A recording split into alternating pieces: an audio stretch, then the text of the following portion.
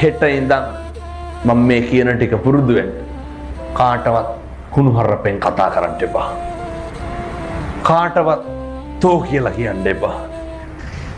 කෙනෙකුගේ හිතක් රිදෙනවා නම් ඇත්තක්වත් කියන්න එපා. පැහැදිලිද?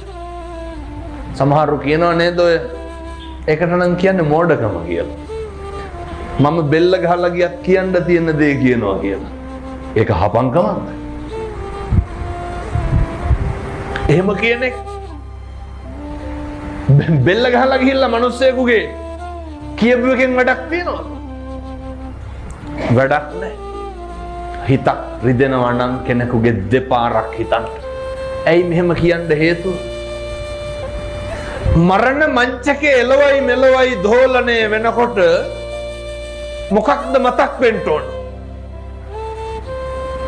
මම මගේ ජීවිතේ කිසි කෙනෙකුගේ හිතක් රිද්දලා නැහැ. මම කාටවත් තෝ කියලා කතා කරලා නැහැ. ඔක ගෙදරින් පටන් ගන්න නැතුව කියමු බලන්න කොහෙන්ද පටන් ගන්න? දරුවෙකුටවත් තෝ කියලා කතා කරන්න එපා. හරි මෛත්‍රියෙන් වැඩ කරන්න.